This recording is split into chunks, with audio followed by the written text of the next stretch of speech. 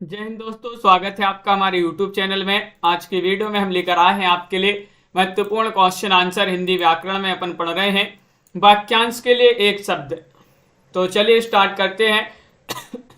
Video को like कर लें, चैनल को सब्सक्राइब कर लें और ज़्यादा से ज़्यादा वीडियो को शेयर करें। आज का अपना यहाँ पर पहला क्वेश्चन पूछा गया है।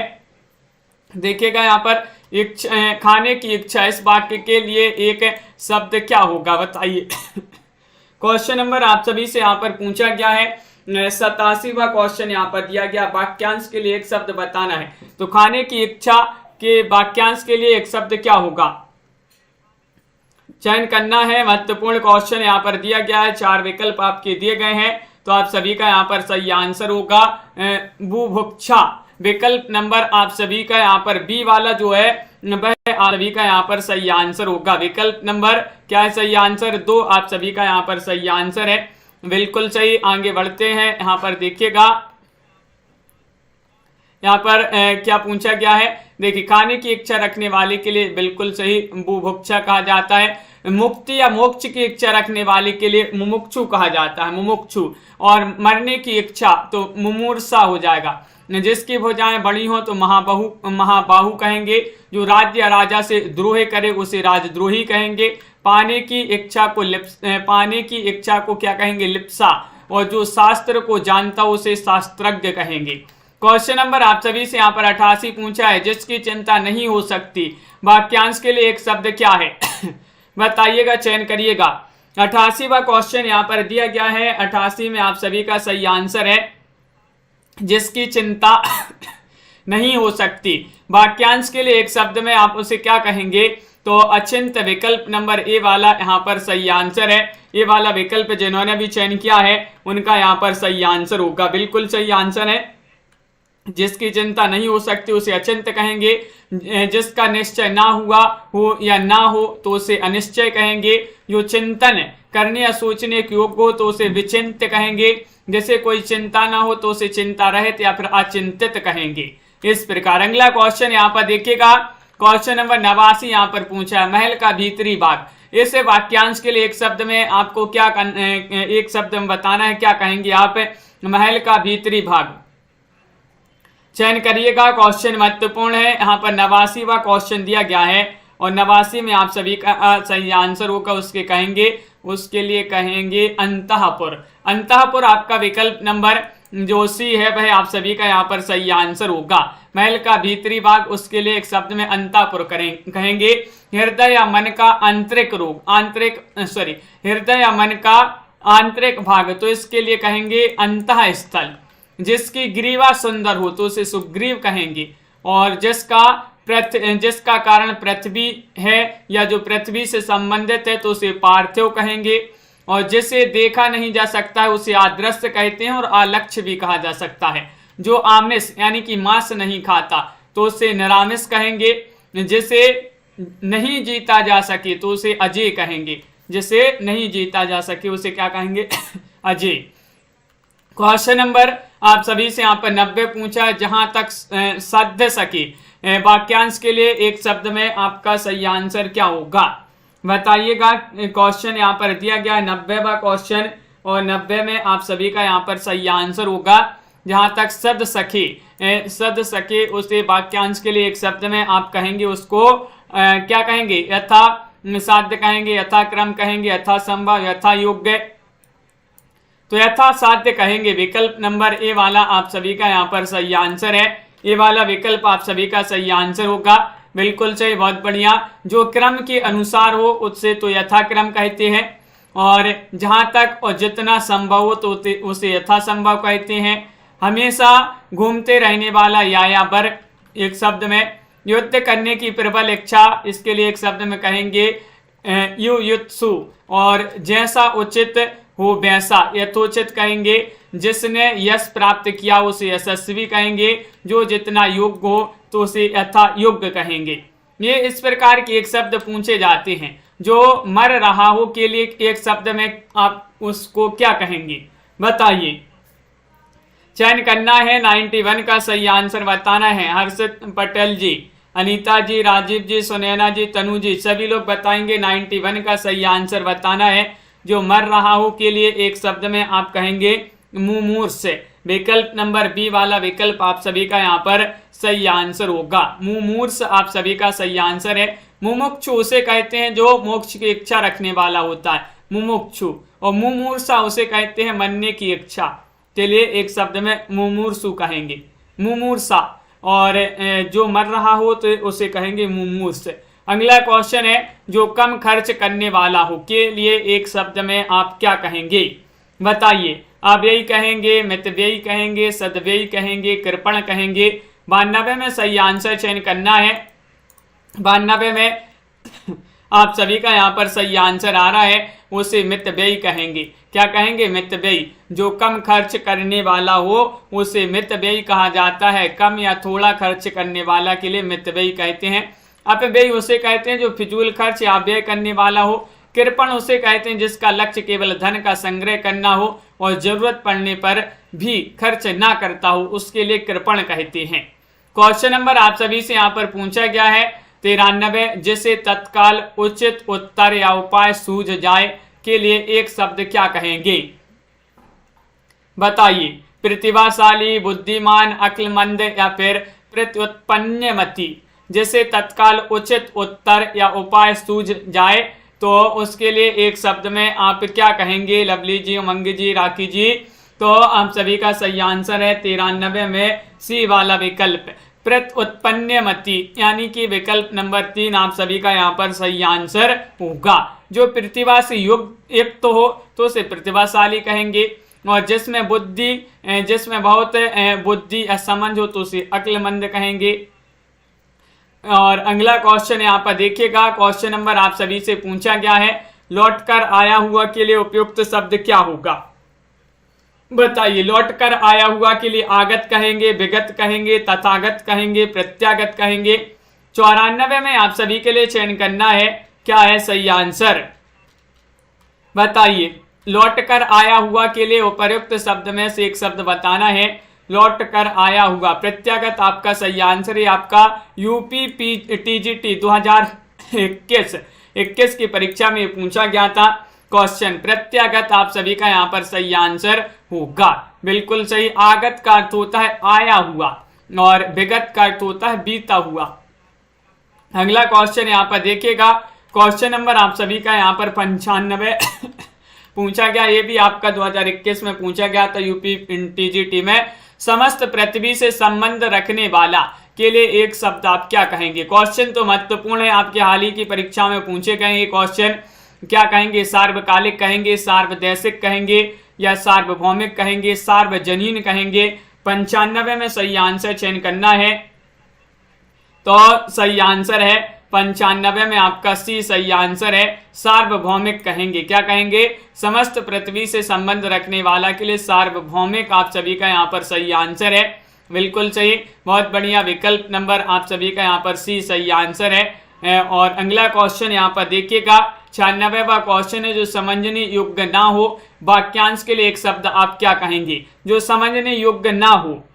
तो क्वेश्चन नंबर आप सभी का यहाँ पर 96 पूछा गया है। 96 में आप सभी का क्या होगा सही आंसर, जो समझने योग्य ना हो के लिए आप कहेंगे अबूझ। अबूझ विकल्प नंबर बी आप सभी का यहाँ पर सही आंसर होगा। विकल्प नंबर 2 जिन्होंने भी चयन किया है, उद्दाम उसे कहते हैं जिसे बंधन में बांधा ना जा सके। ये उसे कहते हैं जो त्यागने या छोड़ने योग्य हो। लोच वह गुण जिसके कारण कोई चीज दबाने पर दब जाती है और दबाव ना करने पर भी वह अपना सामान्य रूप प्राप्त कर लेती है, जैसे मृदुता, कोमलता, ये से लोच उसे कहते हैं। अगला क्वेश्चन यहाँ पर पूछा गया है, क्या दिया गया, 97वां क्वेश्चन यहाँ पर दिया गया कि किन कर्तव्य विमूढ़ शब्द का सही अर्थ बताना है, जिससे अपने कर्तव्य का बोध ना हो या फिर जैसे यह ना सूझ पड़े कि अब क्या करना चाहिए, जो कर्तव्य से विमुक्त हो या फिर जो कर्तव्य से अभिमुक्त हो। 97 में सही आंसर चयन करना है, बताइए आनंद जी क्या होगा सही आंसर चयन करना है आप सभी के लिए 97 में। तो 97 में आपका बी सही आंसर है, जिसे यह ना सूझ पड़े कि अब क्या करना चाहिए, बिल्कुल सही, जैसे अब यह ना सूझ पड़े कि क्या करना चाहिए। तो भोचक का दुविधा भरी, इस प्रकार स्थिति में जो है ये जो है किन कर्तव्य और विमूढ़ शब्द का सही अर्थ होता है। अगला क्वेश्चन है यहाँ पर अंत्यज शब्द का सही अर्थ बताना है। बताइएगा क्या होगा सही आंसर। जो जन्म से अपंग हो या फिर जो जन्म के उपरांत त्याग दिया गया है, जिसका जन्म निम्न यानी कि अछूत वर्ग में हुआ है, या फिर जो जन्म से कुरूप हो। 98 में सही आंसर चयन करना है। तो 98 में आप सभी का सही आंसर आ रहा है जिसका जन्म निम्न वर्ग में हुआ है। निम्न वर्ग यानी कि अछूत वर्ग में हुआ हो। तो बहुत बढ़िया, विकल्प नंबर आप सभी का सी सही आंसर है। बहुज्ञ। बहुज्ञ शब्द का अर्थ बताना है क्या होता है। जो बहुत जानकार हो, जानने की इच्छा रखने वाला हो, जो अध्ययनशील हो, जो कम जानता हो। तो बताइएगा 1199 में दीपक जी क्या होगा सही आंसर। कुमुद जी सभी के कमेंट यहाँ पर देखते जा रहे हैं। राहुल जी बहुज्ञ का आपके लिए अर्थ बताना है। तो यहाँ पर जो बहुत जानकार हो, विकल्प नंबर 1 आप सभी का यहाँ पर सही आंसर होगा। जो बहुत जानकार हो, ये वाला विकल्प आप सभी का यहाँ पर सही आंसर होगा। जो बहुत जानकार हो, बिल्कुल सही। अल्पज्ञ शब्द का सही अर्थ होता है जो कम जानता हो। जानने की इच्छा रखने वाले को जिज्ञासु कहेंगे। जो अध्ययनशील हो उसे प्रतिबद्ध या गंभीर कहेंगे। क्वेश्चन नंबर आप सभी से यहाँ पर 1200वां क्वेश्चन पूछा गया है कि उन्नत मना शब्द का सही अर्थ बताइएगा। अच्छे भावों एवं विचारों से युक्त, समान भावों एवं विचारों से युक्त, सामान्य भावों एवं विचारों से युक्त, या फिर उच्च भावों एवं विचारों से युक्त। 1200 में आप सभी के लिए यहाँ पर चयन करना है।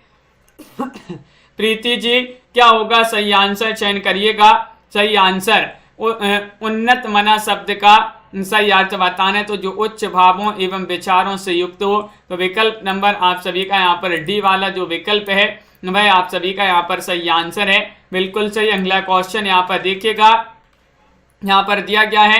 क्वेश्चन नंबर आप सभी से यहाँ पर 1 पूछा गया है। सदा स्नाता शब्द निम्न में लिखित में से किस वाक्यांश पर लागू होता है। जो सदा स्नान करती हो, जो सदा नत बनी रहती हो, जिसने अभी अभी स्नान किया हो, या फिर इनमें से कोई नहीं। क्वेश्चन नंबर आप सभी से यहाँ पर 1 पूछा गया है और 1 में आप सभी का सही आंसर आ रहा है जिसने अभी अभी स्नान किया। उसी वाला विकल्प आप सभी का यहाँ पर सही आंसर होगा। दूर से फेंक कर चलाए जाने वाला हथियार कहलाता है अस्त्र, आयुध, या फिर शस्त्र, या फिर तलवार। क्वेश्चन नंबर 1202 में आप सभी के लिए चयन करना है। 1202 में सही आंसर संगीता जी, दूर से फेंक कर चलाया जाने वाला हथियार कहलाता है अस्त्र। क्या कहलाता है? अस्त्र। विकल्प नंबर 1 आप सभी का यहाँ पर सही आंसर है। बिल्कुल सही। अस्त्र का उदाहरण आता है भाला। भाला जो है दूर से चलाए जो है फेंक कर चलाए जाने वाला हथियार है। इसी प्रकार हाथ में पकड़े हुए चलाए जाने वाला हथियार शस्त्र कहलाता है। शस्त्र का उदाहरण तलवार है, बंदूक है, ढाल है। आयुध कोई भी उपकरण जिसका प्रयोग अपने शत्रु को चोट पहुंचाने, बस में करने के लिए किया जाता है। तलवार एक शस्त्र है। बिल्कुल सही, बहुत बढ़िया। अगला क्वेश्चन यहाँ पर देखिएगा, यहाँ पर पूछा गया है आप सभी से, क्या पूछा गया? इनमें से शब्द और उसके सही अर्थ का एक युग्म गलत है वह बताना है। बताइएगा। युद्ध करने का इच्छा, मुमुक्षु मोक्ष प्राप्ति का विलासी, या फिर जिज्ञासु जानने की इच्छा वाला, या फिर तीर्षु तप करने में संलग्न। तो क्वेश्चन नंबर 3 में सही आंसर चयन करना। रीमा जी, प्रमोद जी, प्रवीण जी, प्रमोद जी क्या होगा सही आंसर? 3 में सही आंसर बताना है। तो आपका डी वाला विकल्प सही आंसर है। तीर्षु तप करने में संलग्न, ये वाला आपका यहाँ पर सही आंसर होगा। ये आपका सही आंसर है। वैसे यहाँ पर तीर्षु जो है, इस तीर्षु का अर्थ होता है तैरने की इच्छा रखने वाला। तप करने में संलग्न को तपस्वी कहते हैं। जो समाचार भेजताओं के लिए एक शब्द में आप कहेंगे संवाददाता, सूचक, प्रेषक, दूत। 1204 में सही आंसर बताना है। क्या होगा सही आंसर? बताइएगा। जो समाचार भेजताओं के लिए आप एक शब्द में क्या कहेंगे? तो सही आंसर आ रहा है संवाददाता कहेंगे। विकल्प नंबर 1 आप सभी का यहाँ पर सही आंसर होगा, बिल्कुल सही। संवाददाता होगा। विभिन्न प्रसारण माध्यमों को समाचार उपलब्ध कराने वाले को संवाददाता कहा जाता है, जबकि पत्र भेजने वाले को प्रेषक या सूचना देने वाले को सूचक कहा जाता है। दूत, दूत उसे कहते हैं जो संदेश पहुंचाने वाले व्यक्ति को दूत कहते हैं। क्वेश्चन नंबर आप सभी से यहाँ पर 5 पूछा है, किसी वाक्यांश के लिए सही शब्द लिखा गया है, बताइए। जिसको पूर्व जन्म की बातें याद हो जाती स्मरक, या फिर जिसका यौवन क्षत नहीं हुआ है क्षत यौवन, ईश्वर पर विश्वास रखने वाला नास्तिक, कलम की कमाई खाने वाला मसीहजीवी। सही शब्द लिखा गया है, एक वाक्यांश के लिए सही शब्द लिखा गया है। क्वेश्चन नंबर आप सभी से यहाँ पर 5 पूछा गया है। अंजलि जी, सही आंसर होगा विकल्प नंबर डी, कलम की कमाई खाने वाला मसीहजीवी। बिल्कुल सही आंसर है, सही है, बिल्कुल। अगला क्वेश्चन यहाँ पर, जिसका यौवन क्षत चुका हुआ है तो उसके लिए चिर यौवन कहेंगे। क्या कहेंगे? क्षत यौवन नहीं, चिर यौवन। ईश्वर पर विश्वास रखने वाला के लिए नास्तिक नहीं आस्तिक बोलते हैं। ईश्वर पर विश्वास ना करने वाले को बोलते हैं नास्तिक। अगला क्वेश्चन है, जंगल में लगने वाली आग को क्या कहते हैं, बताइएगा सही आंसर। क्वेश्चन नंबर आप सभी से यहाँ पर 6 पूछा गया है और 6 में आप सभी का सही आंसर होगा, क्या होगा सही आंसर, बताइए सुखपाल जी, कमला जी। महत्वपूर्ण क्वेश्चन है, जंगल में लगने वाली आग को आप कहेंगे दावानगी। विकल्प नंबर आप सभी का यहाँ पर बी वाला जो है वह आप सभी का यहाँ पर सही आंसर होगा। विकल्प नंबर 2 आप सभी का, जंगल में लगने वाली आग को दावानगी कहते हैं, जबकि जठराग्नि बोलते हैं पेट की आग को, और बड़ाग्नि समुद्र में लगने वाली आग को, और यज्ञाग्नि का अर्थ होता है यज्ञ की आग को बोलते हैं। अगला क्वेश्चन यहाँ पर देखिएगा, 7वां क्वेश्चन यहाँ पर दिया गया, जिस पर अभियोग लगाया गया हो। वाक्यांश के लिए उपयुक्त शब्द इनमें से कौन सा अभियोगी कहेंगे, वादी कहेंगे, अभियुक्त कहेंगे, अपराधी कहेंगे। 207 में आप सभी के लिए चयन करना है, बताइए। 207 में आप सभी का यहाँ पर सही आंसर, अंश जी चयन करिएगा। जिस पर अभियोग लगाया गया हो के लिए एक शब्द में आप कहेंगे उसको अभियुक्त। विकल्प नंबर सी वाला जो है वह आप सभी का यहाँ पर सही आंसर होगा, बिल्कुल सही, अभियुक्त होगा। जबकि वह जो किसी के विरुद्ध वाद यानी कि मुकदमा पेश करे उसे वादी कहेंगे। जिसने अपराध किया तो उसे अपराधी कहेंगे, जो अभियोग लगाता हो तो उसे अभियोगी कहेंगे। अगला क्वेश्चन यहाँ पर देखिएगा, पाप करने पर, पाप यानी कि दोष मुक्त होने के लिए किए जाने वाला कार्य। इस वाक्यांश के लिए आप एक उपयुक्त शब्द इनमें से कौन सा चयन करेंगे, प्रायश्चित, पश्चाताप, हवन या फिर तीर्थटन। क्वेश्चन नंबर आप सभी से यहाँ पर 1208 पूछा गया है।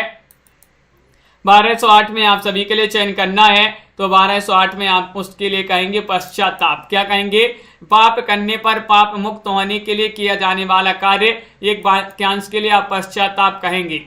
हवन का अर्थ होम होता है, पश्चाताप का अर्थ पश्चाताप का पछतावा या दुख, तीर्थटन का अर्थ होता है तीर्थ यात्रा। क्वेश्चन नंबर आप सभी से यहाँ पर 209 पूछा है, अनंत का अर्थ बताइए। अनंत का अर्थ होता है जिसको अंत में प्राप्ति हो, या फिर जिसको आनंद की प्राप्ति हो, जिसका अंत ना होता हो, या फिर जिसका अंत होता हो। अनंत का अर्थ बताना है। रीता जी आप सभी का 1209वां क्वेश्चन यहाँ पर पूछा गया है। 1209 में आप सभी के लिए चयन करना, जिसका अंत ना होता हो के लिए विकल्प नंबर आप सभी का यहाँ पर सही आंसर है, बिल्कुल सही, बहुत बढ़िया। जिसका अंत ना होता हो उसे अनंत कहेंगे। अगला क्वेश्चन, अजय का अर्थ क्या होता है? अजय का अर्थ अभी आपके लिए बताया था, जैसे जाना जा सके, जैसे जाना ना जा सके, जैसे जीता ना जा सके, जैसे जीता जा सके। अजय का अर्थ होता है, अजय का क्या अर्थ होता है ये बताना है। तो आप सभी का यहाँ पर सही आंसर है कि जिससे जीता ना जा सके उसे अजय कहेंगे। सुंदरिका जी, विकल्प नंबर सी वाला जो है वह आप सभी का यहाँ पर सही आंसर है। देखिएगा यहाँ पर, जिसे जाना जा सके उसे गे कहेंगे, जिसे जाना ना जा सके उसे अज्ञे कहेंगे, और जिसे जीता ना जा सके उसे अजय कहेंगे। अनुपम का अर्थ बताना है। अनुपम का अर्थ होता उपमान, जिसकी उपमा दी जा सके, जिसकी उपमा ना की जा सके, या फिर उपमा। क्वेश्चन नंबर 1211 में आप सभी के लिए चयन करना है, 1211 में बताना है, 1211 में। अनुपम का अर्थ क्या होता है ये पूछा गया है, तो आप सभी का सही आंसर है जिसकी उपमा ना की जा सके।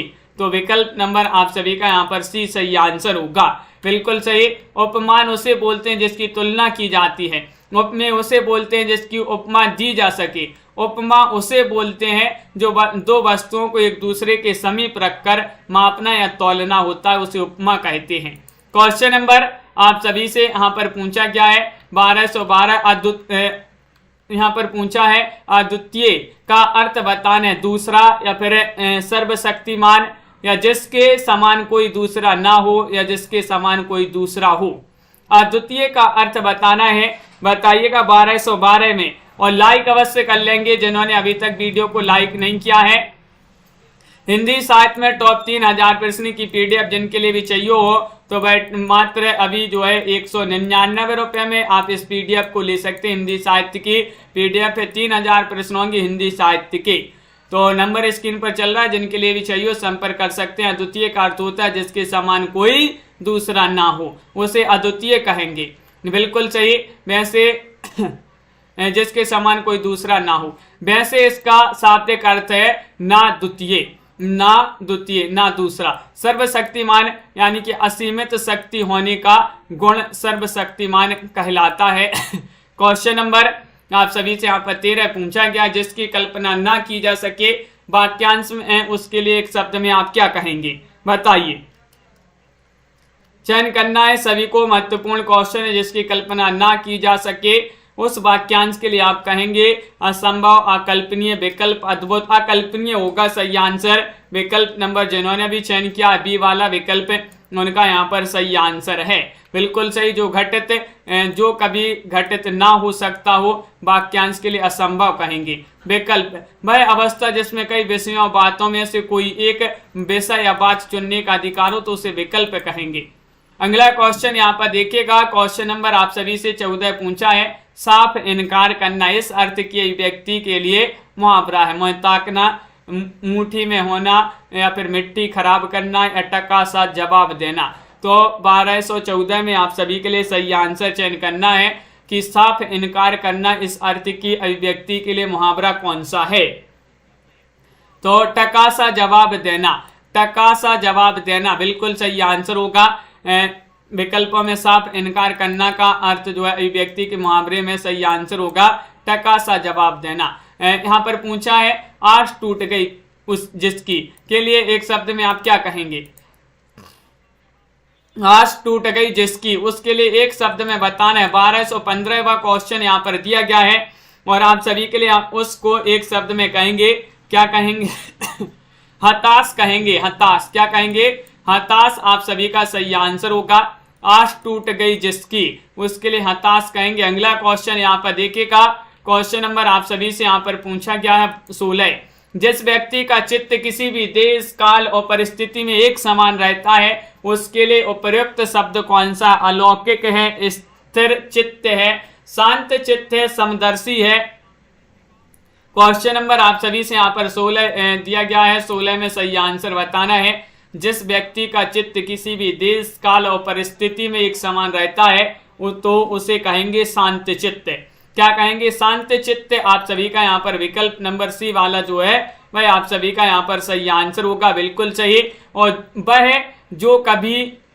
वह जो सभी को समान दृष्टि से देखता है तो उसे तो समदर्शी कहेंगे। जो इस लोक का ना हो तो उसे अलौकिक कहेंगे। जिसका चित्त या ध्यान किसी एक बात में लगा हो तो उसे कहेंगे स्थिर चित्त। क्वेश्चन नंबर आप सभी से यहाँ पर 17 पूछा है, जहां जाना ना संभव हो तो उसके लिए एक शब्द में आप क्या कहेंगे। जहां जाना ना संभव हो तो 17 का सही आंसर होगा। उसके लिए अपन कहेंगे, क्या कहेंगे, तो विकल्प नंबर आप सभी का यहाँ पर अगम्य होगा। बी वाला विकल्प आपका सही आंसर है कि जहां जाना ना संभव हो तो उसे अगम्य आपका सही आंसर है। बी वाला विकल्प आप सभी का यहाँ पर सही आंसर होगा, बिल्कुल सही। अगला क्वेश्चन यहाँ पर देखिएगा, क्वेश्चन नंबर आप सभी को यहाँ पर दिया गया है 18वां क्वेश्चन। अन्न को पचाने वाली अग्नि के लिए क्या कहेंगे। क्वेश्चन नंबर 1218 में चयन करना है। अन्न को पचाने वाली अग्नि के लिए कहते हैं, क्या कहते हैं कृष्णा जी, रीता जी, उससे बोलते हैं जठराग्नि। क्या बोलते हैं? जठराग्नि। विकल्प नंबर 1 आप सभी का यहाँ पर सही आंसर है। और समुद्र में लगने वाली आग को बड़वाग्नि बोलते हैं और जंगल में लगने वाली आग को दावानगी या दावानल भी बोलते हैं। अगला क्वेश्चन यहाँ पर देखिएगा, क्वेश्चन नंबर आप सभी से यहाँ पर 19 पूछा है। देवताओं का उपवन क्या कहलाता है? नंदन कानन, अशोक वाटिका, स्वर्ग या फिर कोई नहीं। तो देवताओं का उपवन होता है। तो आप सभी का यहाँ पर सही आंसर आ रहा है 1219 में चयन करना है। तो 1219 में नंदन कानन होगा सही आंसर। विकल्प नंबर 1 सही आंसर है। देवताओं का उपवन नंदन कानन होता है। अशोक वाटिका शोक को दूर करने वाला रम्य स्थान अशोक वाटिका है। वह बगीचा जिसमें अशोक के पेड़ लगे हों। स्वर्ग जहां हिंदू देवी देवताओं का वास हो, स्वर्ग। अगला क्वेश्चन यहाँ पर देखिए, जिसकी आशा ना की गई हो के लिए एक शब्द में आप क्या कहेंगे? निराशा, अप्रत्याशित, उपेक्षा या फिर असंभव। बताइए। क्वेश्चन नंबर आप सभी से यहाँ पर 1220 पूछा गया है। जिसकी आशा ना की गई हो उसे आप एक शब्द में क्या कहेंगे? तो उसे कहेंगे नामवीर जी अप्रत्याशित। क्या कहेंगे? अप्रत्याशित। बी वाला विकल्प आप सभी का यहाँ पर सही आंसर हो। और जो संभव ना हो तो उसे असंभव कहेंगे। क्या कहेंगे? असंभव। जिस पर अनुग्रह किया गया हो, वाक्यांश के लिए प्रयुक्त शब्द शुद्ध शब्द आपके लिए बताना है यहाँ पर कौन सा सही आंसर है, बताइए। लाइक अभी भी बहुत सारे लोगों ने नहीं किया है, जल्दी से एक बार लाइक कर लीजिएगा जिन्होंने अभी तक वीडियो को लाइक नहीं किया है। और आप सभी का यहाँ पर सही आंसर आ रहा है। क्या आ रहा है सही आंसर?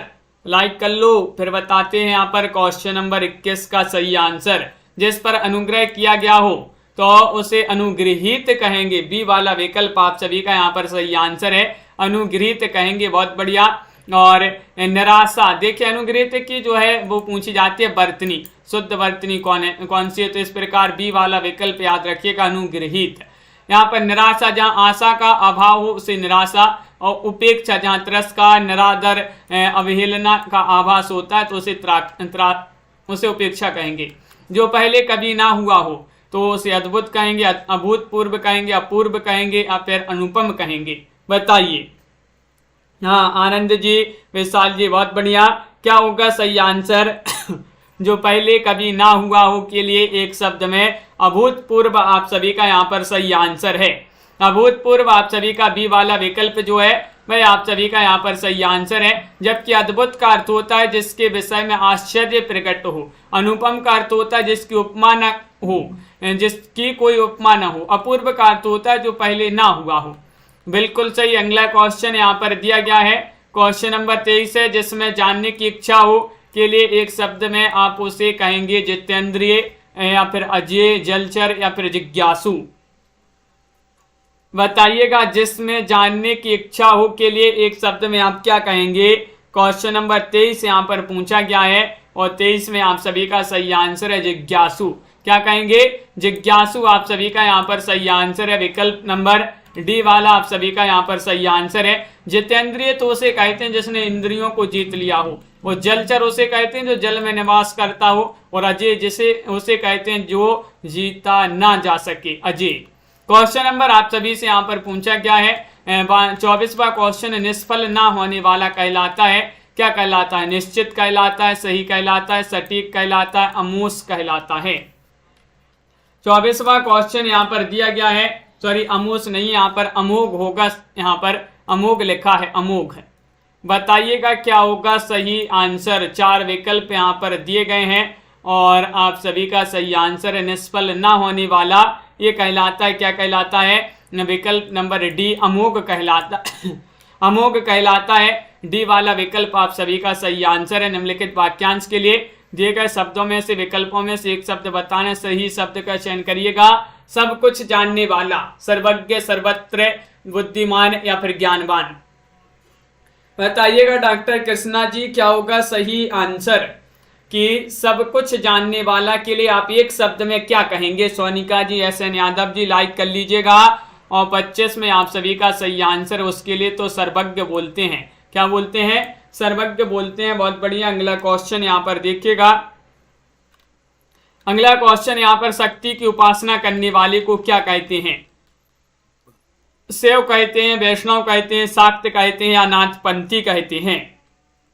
सीमा जी, शक्ति की उपासना करने वाले को क्या कहते हैं? 26वां क्वेश्चन यहाँ पर दिया गया है और 26 में सी वाला विकल्प आपका सही आंसर है। उसे तो शाक्त कहते हैं। क्या कहते हैं? शाक्त आपका सही आंसर होगा, बिल्कुल सही। शैव उसे कहते हैं जो शिव की उपासना करने वाला। वैष्णव उसे कहते हैं जो विष्णु की उपासना करता। नाथ, यहाँ पर नाथपंथी उसे कहते हैं जो नाथ यानी कि गोरखनाथ संप्रदाय को मानने वाला हो, तो उसे नाथपंथी कहते हैं। और शक्ति की उपासना करने वाले को शाक्त कहते हैं। क्वेश्चन नंबर आप सभी से यहाँ पर 27 पूछा गया। दोपहर का समय के लिए निम्नलिखित में से शब्दों में से कौन सा उपयुक्त शब्द है? बताइए। दोपहर का समय को एक शब्द में क्या कहेंगे? चयन करिएगा। महत्वपूर्ण क्वेश्चन यहाँ पर दिया गया है। 27वां क्वेश्चन यहाँ पर दिया है और 27 में आप सभी का यहाँ पर सही आंसर है। उसे तो हमें मध्याह्न कहेंगे। मध्याह्न कहेंगे। दोपहर का समय के लिए मध्याह्न कहेंगे। दोपहर के बाद का समय को हम क्या कहेंगे? अपराह्न कहेंगे। और दोपहर के पूर्व यानी कि पहले का समय के लिए पूर्वाह्न कहेंगे। शाम का समय के लिए संध्या कहेंगे। शाम के बाद का समय को रात कहेंगे। सूर्यास्त के कुछ देर बाद सूर्यास्त से कुछ देर पहले का समय के लिए क्या कहेंगे? गोधूली बेला। क्या कहेंगे? सूर्यास्त से कुछ देर पहले का समय उसको कहेंगे गोधूली बेला। अगला क्वेश्चन यहाँ पर देखिएगा। क्वेश्चन नंबर आप सभी से यहाँ पर पूछा है, पानी में आग लगाना मुहावरा का अर्थ बताना है। बताइएगा। 28वां क्वेश्चन है, पुरानी दुश्मनी को ताजा करना, असंभव कार्य को संभव कर डालना, शांति में विघ्न डालना या फिर क्षुब्ध होना। 28 में बताना है, पानी में आग लगाना मुहावरे का अर्थ बताना है। तो आप सभी का यहाँ पर सही आंसर है असंभव कार्य को संभव कर डालना। विकल्प नंबर बी वाला जो है वह आप सभी का यहाँ पर सही आंसर है। बहुत बढ़िया। अब जो है आज का आपका आखिरी क्वेश्चन है, दोपहर के बाद का समय के लिए निम्नलिखित विकल्पों में से आप क्या कहेंगे? दिन, संध्या, अपराह्न या फिर पूर्वाह्न। ये आपको चयन करना है। 4 विकल्प हैं, क्योंकि अब भी आपके लिए जो है आंसर बताया है, तो आप सभी लोगों से आंसर बन ही जाएगा। सभी के लिए बहुत बहुत धन्यवाद। वीडियो को लाइक कर लें, चैनल को सब्सक्राइब कर लें और ज़्यादा से ज़्यादा वीडियो को शेयर करें। रोज आपके लिए क्लास लाई जाती है, महत्वपूर्ण क्वेश्चन यहाँ पर करवाए जाते हैं। सभी के लिए वीडियो को लाइक शेयर अवश्य कर लेना। हिंदी साथ में टॉप 3000 प्रश्न की PDF जिनके लिए भी चाहिए हो मात्र 199 रुपये में आप इसको परचेज कर सकते हैं। नंबर स्क्रीन पर चल रहा है, संपर्क कर सकते हैं।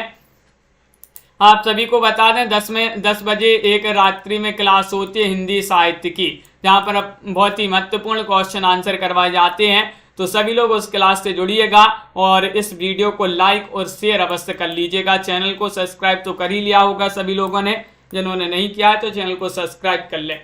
और टेलीग्राम ग्रुप से भी जुड़ जाया करें, क्योंकि अब जो है टेलीग्राम जो लाइव क्लास का जो नोटिफिकेशन है वह आपके लिए सिर्फ एग्जाम पर जो यूट्यूब चैनल है उसी पर आपके लिए टेलीग्राम ग्रुप पर मिलेगा। तो सभी लोग जो है उससे भी जुड़ जाएं। सभी के लिए बहुत बहुत धन्यवाद। आज की वीडियो में बस इतना ही। टेलीग्राम ग्रुप की लिंक डिस्क्रिप्शन में दी गई है और आप टेलीग्राम में सर्च भी कर सकते हैं एग्जाम पार यूट्यूब चैनल। तो अपना जो चैनल का लोगो है इसी प्रकार जो है वहाँ पर भी आपके लिए टेलीग्राम ग्रुप का लोगो मिल जाएगा। सभी के लिए बहुत बहुत धन्यवाद। मिलते हैं 10 बजे रात्रि वाली क्लास में और सभी के लिए जय हिंद।